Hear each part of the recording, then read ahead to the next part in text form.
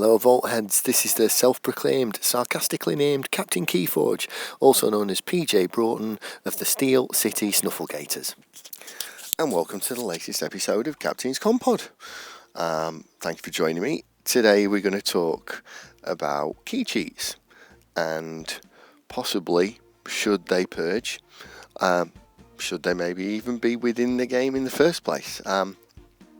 I'm talking about this because I didn't have a spat on Twitter, to be fair, but someone said which game mechanics you would take out of the game or which you would change within the game, and I replied and I said I think key cheats should purge when you use them. And yeah, some people thought they shouldn't be in the game at all. Some people approved of the idea. Nobody was arguing over it because this is a KeyForge community and we don't argue, to be fair, over many particular things. But it sort of set off a discussion, so that's what we're going to talk about today. So I'm going to talk about the latest key cheats that have appeared in Dark Tidings, some of the ones from other sets, and how they can go off quite easily in some cases. And also as well, because in some cases they can go off quite easily, in some cases they can go off multiple times per game, and worse still, in some cases multiple times in one turn. Why I believe personally that all key cheats should be errated so that once you use them they purge. So if you play this card you forge a key, or if as a result of using this card you forge a key, depending on the one, it purges. Okay, so not saying I'm right, but it's my opinion. And as well, I guess you actually want to listen to it, otherwise you would have already turned off. So fair enough. So these are the two key cheats that have been introduced in Dark Tidings. Okay, the first is Dark Discovery, which is the 3-card special rare set in the Unfathomable House. You have to name the bottom 2 cards of your opponent's deck. I'll read it. So, play, name 2 cards, discard the bottom 2 cards of your opponent's deck. If they are the named cards, purge Dark Discovery and forge a key at no cost. Purge. So if you get it right and forge a key at no cost, and at no cost it's a bit good, then you purge the card. And I totally agree with it purging. I've got one deck with Dark Discovery in it. In that deck is Think Twice. In that deck is Forgive and Forget, and I think it's also got a Novel Archaeologist. And do you know what? Dark Discovery, it could be a very hit and miss if you haven't got any way to recur it or any way to archive it with logos. It can be, but if you've got any way to recur it or any way to archive it with logos, it is pretty sound, it is pretty consistent, and it works a lot. And you know what? I know for a fact I'd have been able to get it off twice in a game by now if it wasn't for the fact that it purged.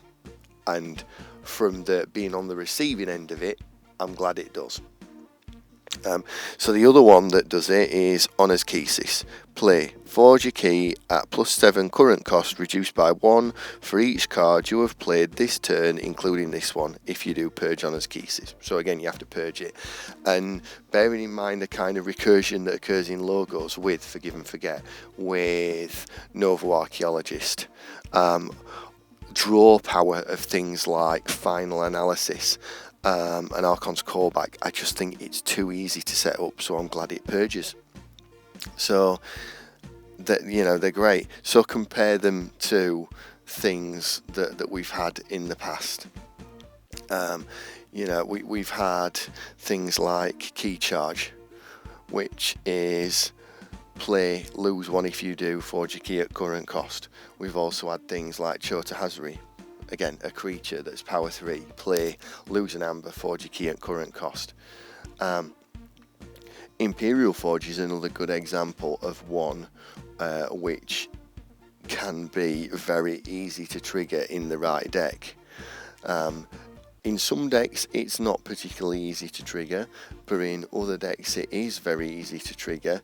And again, in the right sort of logos deck, you'd probably have maybe ways even to trigger it twice in one turn. I mean, that would be unusual, I've got to say, but Imperial Forge play, forge a key at +8 current cost, reduced by 1 for each amber on friendly creatures. At least in Worlds Collide, there are not that many ways to recur action cards out of your discard pile, I'll say that. But again, there are plenty of decks out there where it is very, very easy to trigger Imperial Forge. My best deck is 85 SAS. It's got no artifact control, which is probably the thing that means it's not actually maybe top tier level competitive, but it's got an Imperial Forge in it, it's got Tribute, Calipigian Ideal, Senator Shrix, and the Imperial Forge goes off probably every other game or more. It's very easy to trigger. So especially the key charge, the Chota Hazri, I mean the Nepenthe Seed that came in Call of the Archons that let you recall either of those cards, the Chota Hazri or the key charge.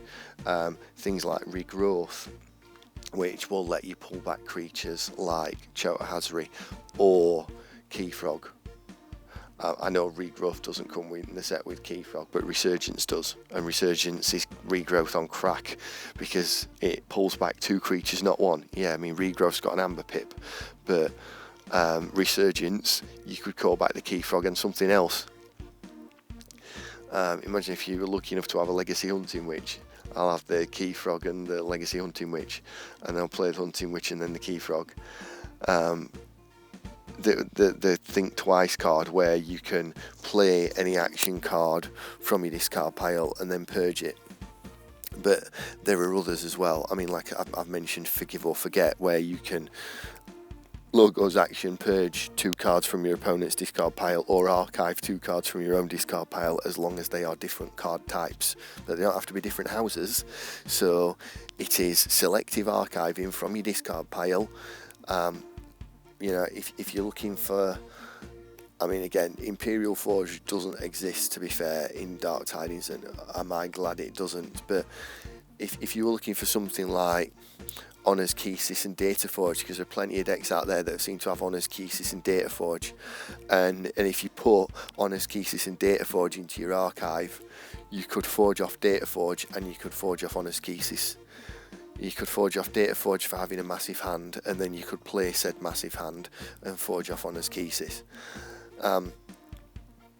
So yeah, these are some of the reasons why these key cheats that go off really easily worry me, because a lot of the time they are very easy to get back. And then we'll go on to the extreme cases, because in extreme cases, to be fair, you don't even need to get them back, you can just get them to go off multiple times in the same turn. So obviously any experienced player obviously is aware of Jenka. So, you know, Martian Generosity and Key Abduction. The key cheat in there is Key Abduction. Play, return each Mars creature to its owner's hand, then you may forge a key at +9 current cost, reduced by 1 for each card in your hand. Okay, so, I mean, by itself, actually, that one, in Call of the Archons, that was one of the weaker key cheats. You could get it to go off, but you needed, really, a Logos deck that had good archiving. Memory Chip in Logos, or Library of the Damned in Dis, maybe Hidden Stash. You needed stuff that would archive cards so that you could basically build up an archive and then work your Key Abduction. But then in Age of Ascension we got Martian Generosity, and that pairs really well with that card. I mean, again, this is only one combo in the game. There are certainly plenty of other combos in the game too, so it's not like it's horrendously oppressive, because it isn't. But, I mean, so the card text on Martian Generosity: play, lose all your amber, draw 2 cards for each amber lost. So, I mean, again, if you've got 4, say if you've got 4, which is not a massive amount, get 8 cards. 8. You know what I mean? And if you've even got 1 or 2 Martian creatures in play, which is not a lot, but to be fair, if you're playing Key Abduction decks, kill the Martian creatures if they put them into play. That's the best thing you can do there. But it can recur that, and if you've got a big amount of amber, you could possibly play Key Abduction if you can build an archive, play Martian Generosity, draw back into it. You'll see on my channel, one of my team members has got a deck like this, and I was either 1 amber away from forging 3 keys in 1 turn, or a turn away from forging 3 keys in 1 turn, just because of the way I drew the cards with a Martian Generosity Key Abduction deck. So yeah, the reason why I feel this way is because I personally wouldn't want to see someone forge a key with a key cheat, and with the same key cheat card. If they've got 2 key cheat cards, I feel a bit less about it, because they normally work in different ways and require different setups. But I don't want to see someone forge a key using the same card twice in 1 game. I really don't. I don't want to do it, and I don't want to see my opponents do it. I'm not completely anti. Some people literally don't want them in the game. They say they shouldn't be in the game. And you know what? That's their opinion. And I don't think it's that invalid. Again, I get the opinion.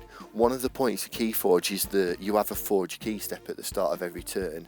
And one of the great things about it is the fact that often a player gets into check and you have time, you have a turn to do something about it. That can be one of the really great things about KeyForge, that you usually get a chance to do something about it. And again, what percentage of decks have key cheats? I mean, I'll be honest, I don't know the answer to that. I'd be surprised if it's more than 20%. So we'll say 80% don't. I mean, again, that's arbitrary, but it is a guess, I admit. So a lot of the time, when someone gets into check to either forge a key or to win the game, you get a chance to do something about it. And the people who say key cheats should outright not be in the game are saying that it's not fair that this small percentage of decks have this really, really superior chance of winning a game thanks to the key cheats. Because they do, it makes a massive difference, especially if it's an easy one, or if it's one that synergizes well with the deck and goes off easily, like my Imperial Forge deck, or if it's one that can trigger 2 or 3 keys in a turn, which basically turns the game into solitaire. Turns the game into solitaire mode. You sit there watching while your opponent just goes from 0 keys to 3 keys in 1 turn. And that's why the people who say they wouldn't have key cheats in the game don't want them. Now, I agree with the FFG mantra of every deck is going to be playable forever. So I would never ban a card. No matter how much I didn't like it, or how much I thought it was broken, or how oppressive, or whatever, I wouldn't, because what one person likes, another person doesn't. What one person doesn't like, another person does. So I would never be in favour of banning a card that I didn't like, because I'm sure someone out there would have a deck that had that card in it, love it and want to play it.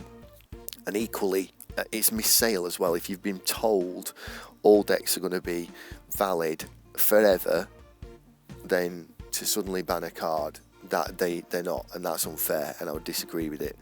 But based on the fact that in Dark Tidings every new key cheat purges on use, if you play it and forge a key off the back of it, it's gone from the game.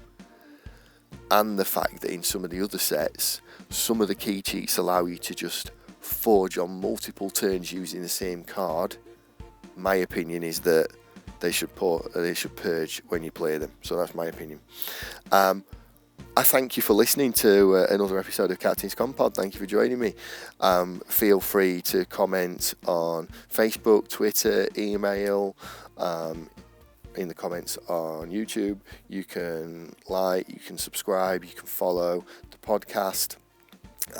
You can support me on Patreon if you want to help me open more decks on stream, and then look to give away tokens or decks and things like that.